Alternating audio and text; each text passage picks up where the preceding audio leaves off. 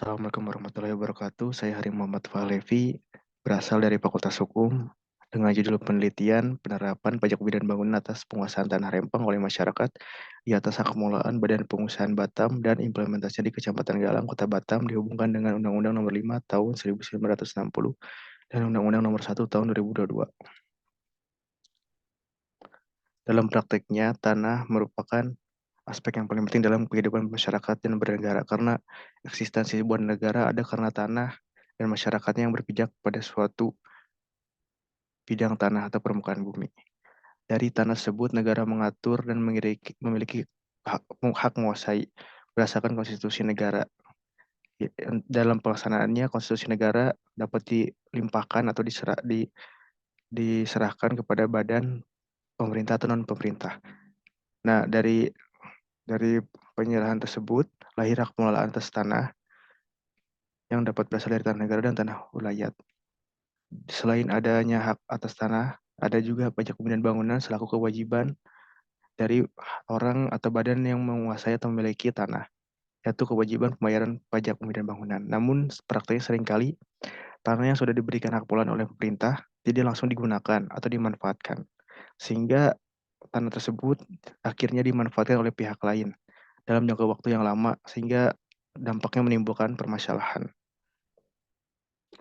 Metode penelitian, metode pendekatan menggunakan yuridis normatif, jenis penelitian doktrinal, spesifikasi penelitian deskriptif analisis, metode dan teknik pengumpulan data melalui studi kepustakaan atau data sekunder, metode analisis normatif kualitatif. Hasil pembahasan, menurut Rahmat Sumitro, objek PBB adalah harta tidak bergerak. Yang paling penting adalah objeknya, karena status objek orang atau badan hukum tidak penting karena tidak berpengaruh terhadap besaran pengenaan PBB. Lalu ada menurut Mardiasmo bahwa objek PBB adalah bumi atau tanah yang berasal dari rakyat. Jadi menurut Mardiasmo sendiri, objek PBB itu berasal dari rakyat. Nah, dalam prakteknya penerapan proses atau penetapan PBB di atas HPL yang terjadi di dalam kasus antara permasalahan di Pulau Rempang, penetapannya secara prakteknya sama dengan penetapan PBB di atas tanah yang berstatus tanah negara atau tanah yang belum dibebani suatu hak, yang berawal dari objek PBB, di mana objek PBB adalah bumi atau bangunan yang dikuasai dan dimanfaatkan oleh orang atau badan, serta subjek dan wajib PBB yang secara pengertian memiliki arti sama, yaitu orang atau badan yang secara nyata memiliki hak atas tanah, memiliki, menguasai, atau memanfaatkan tanah atau bangunan. Dalam pendaftaran, secara aturan pendaftaran PBB itu melalui self self eh, ya pendaftaran secara mandiri, sehingga para subjek pajak atau wajib pajak dapat mendaftarkan secara mandiri tanah yang merupakan objek PBB sendiri.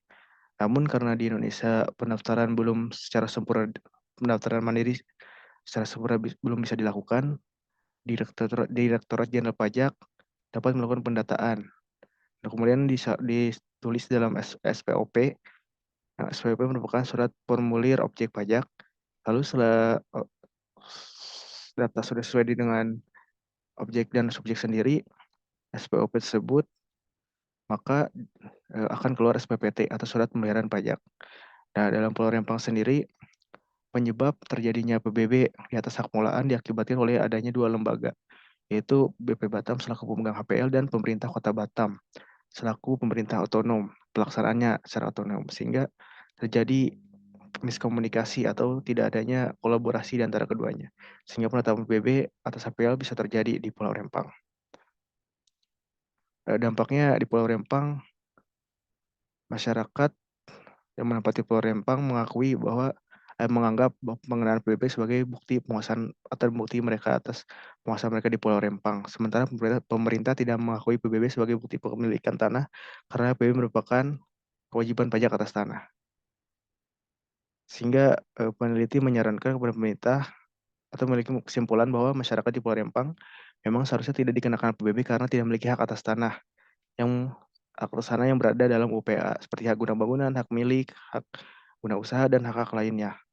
Sehingga seharusnya yang lebih berhak membayar adalah pemilik hak pengelolaan, yaitu BP Batam. Sehingga pemerintah menyarankan agar pemerintah memperbaiki aturan tentang hukum perpajakan, khususnya aturan PBB, maka dalam penerapannya tidak dapat ditafsirkan berlainan seperti eh, hak atas tanah itu perlu dijelaskan gitu. Apa saja yang wajib dikenakan PBB. Sekian pemaparan dari peneliti. Terima kasih. Wassalamualaikum warahmatullahi wabarakatuh.